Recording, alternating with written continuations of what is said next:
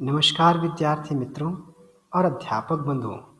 नई किरण चैनल में मैं आलोक त्रिपाठी आप सभी का हार्दिक स्वागत करता हूं। अनुस्वार और अनुनासिक हिंदी भाषा में अनुनासिक शब्द भी प्रयोग में लाए जाते हैं, अनुस्वार भी प्रयोग में लाया जाता है। तो वर्णों पर इसका किस प्रकार से, अक्षरों पर अनुनासिक और अनुस्वार का किस प्रकार से प्रयोग किया जाए, ये विषय आज लेकर मैं आपके समक्ष उपस्थित हुआ हूँ। ये हमारे कि अनुनासिक और अनुस्वार में क्या अंतर होता है, ये लेकर के मैं उपस्थित हुआ हूँ। और यदि आप ये जानना चाहते हैं कि अनुस्वार का प्रयोग कहाँ किया जाता है, अनुनासिक का प्रयोग कहाँ किया जाता है, तो वीडियो को अंत तक ज़रूर देखिएगा और इसको लाइक और सब्सक्राइब भी ज़रूर कीजिएगा, क्योंकि हिंदी भाषा से जुड़ी तमाम जानकारियाँ आपको इस चैनल पर मिलेंगी। तो देखिए वीडियो को कि अनुस्वार और अनुनासिक में क्या अंतर है। अनुस्वार के स्थान पर आप किन अक्षरों का प्रयोग कर सकते हैं। पुरानी हिंदी में अनुस्वार के स्थान पर पंचम वर्ण का कैसे प्रयोग किया जाता था। नई हिंदी में पंचम वर्ण के स्थान पर सीधा अनुस्वार का प्रयोग कर लेते हैं। तो और किन जगहों पर चंद्र बिंदु रहेगी, किस जगह पर सिर्फ बिंदु रहेगी, तो ये तमाम चीज़ें हैं जिसे मैं अपने इस वीडियो में प्रस्तुत करने वाला हूँ। तो चलिए देखिए और बताइए कैसा लगा आपको ये वीडियो। देखना ये है कि अनुस्वार और अनुनासिक के बीच में क्या अंतर है और अनुस्वार का प्रयोग किस प्रकार से किया जाता है और अनुनासिक का प्रयोग किस प्रकार से किया जाता है। भाषा की दृष्टि से ये बहुत महत्वपूर्ण बन जाता है। जैसे अब हम सबसे पहले लेते हैं अनुस्वार। अनुस्वार को लेते हैं तो अनुस्वार में एक सबसे बड़ी बात होती है कि अनुस्वार की जगह पर आप आज के नई हिंदी में डॉट का प्रयोग करते हैं, अक्षर के ऊपर बिंदु लगा दिया। अब इसमें जब दो अक्षरों के बीच में जो दूसरा अक्षर है, दूसरे अक्षर पर न की ध्वनि आए, नासिका से जुड़ा हुआ ध्वनि हो, जैसे घंटा, शंकर, समझ रहे हैं ना, झंडा, संबंध, संपर्क।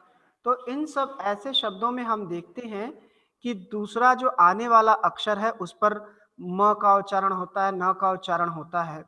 तो ये क्यों होता है?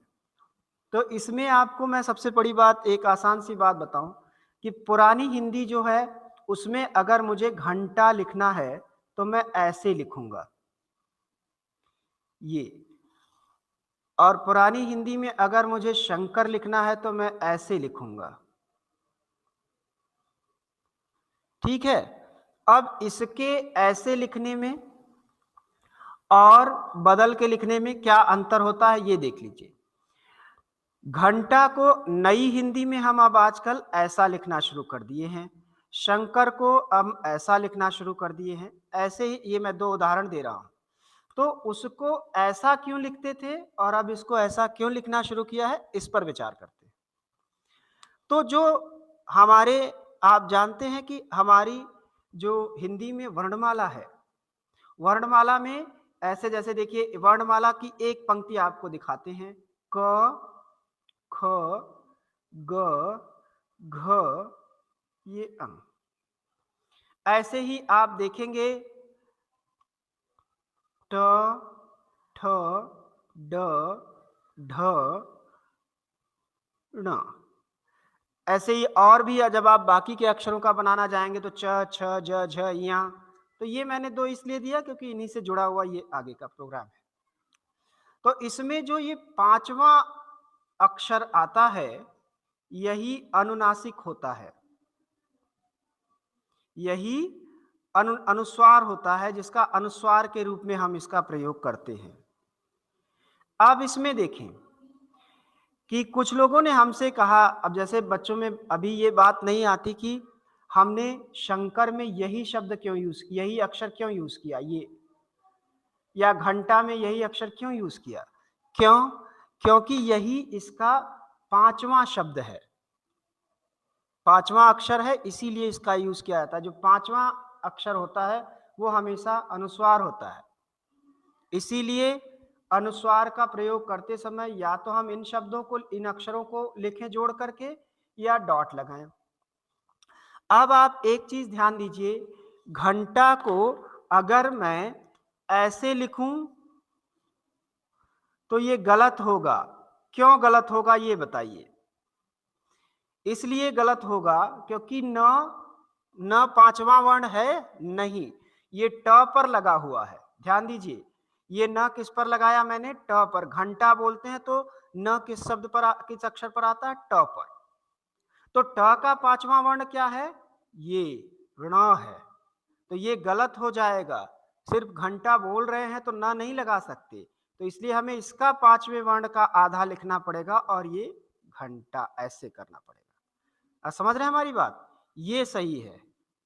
और तो इस तरह के भ्रम से बच्चे अलग हो जाएं, बच्चों में इस तरह का भ्रम न हो, इसलिए एक नई हिंदी में एक परंपरा शुरू हो गई कि आप अनुस्वार लगा दीजिए और आपको तब पांचवा वर्ण का ध्यान देने की जरूरत नहीं पड़ेगी, पांचवें अक्षर को ध्यान देने की जरूरत नहीं पड़ेगी, तो हम ऐसे घंटा लिख सकते हैं। ऐसे ही आपको अगर संबंध लिखना है, तो संबंध लिखना है तो स के ऊपर डॉट लगा के आप लिख सकते हैं और ब के ऊपर डॉट लगा के संबंध। ये देखिए, अभी मैं बताता हूं फिर से। तो ऐसे ये बात तो आपको पूरी तरह से समझ में आ गई होगी कि ये पांचवा वर्ण जो होता है हर वर्णमाला का, चाहे वो क वर्ग हो, चाहे ट वर्ग हो, चाहे च वर्ग हो, देखेंगे आप तो उसमें अब अनुस्वार कौन कौन से होते हैं आपको मैं एक छोटी सी दिखा दूं।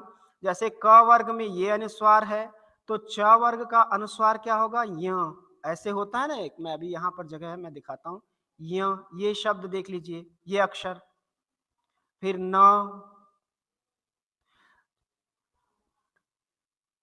म, ये अक्षर अनुस्वार की जगह पर प्रयोग किए जा सकते हैं।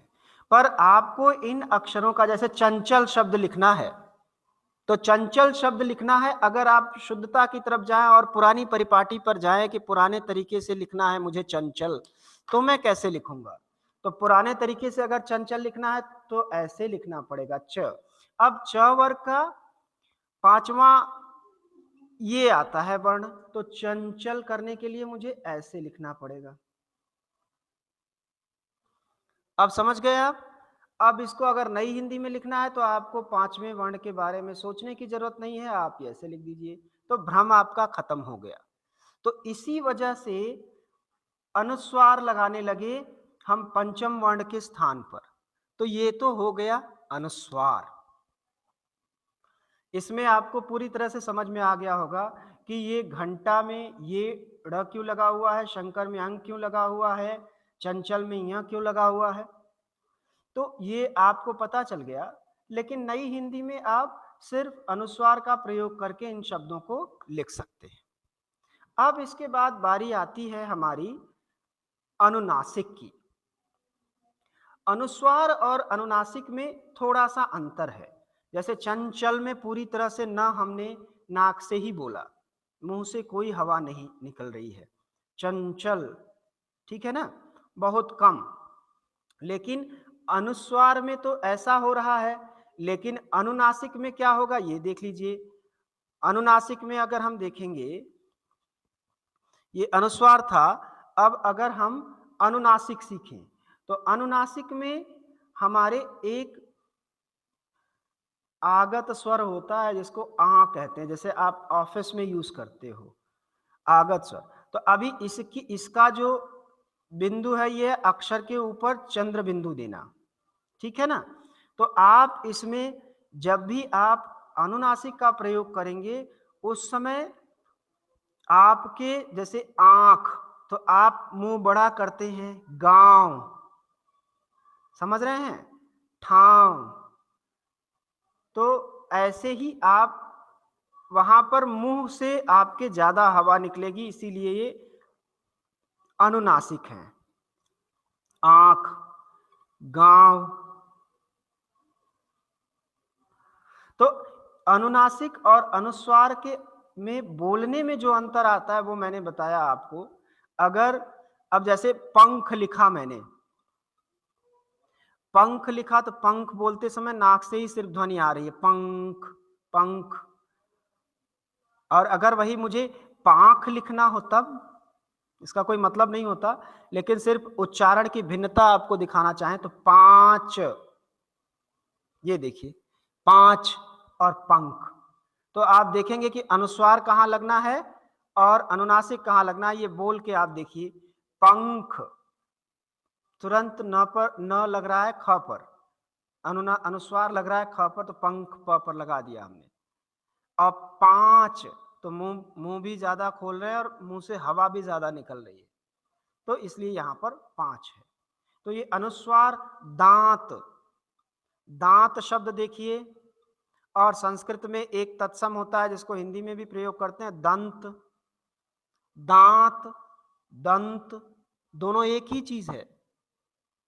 पर अगर दंत लिखना है तो त थ द ध न लिखना पड़ेगा, तो दंत ऐसे होगा। और दांत बोलते हैं तो आ बोल रहे हैं और मुंह से ज्यादा हवा निकल रही है साथ साथ, तो इसीलिए ये अनुस्वार है। तो अनुस्वार और अनुनासिक में क्या अंतर है, यही बताना मेरा उद्देश्य था, और आशा करते हैं कि आपको अब ये समझ में आ गया होगा।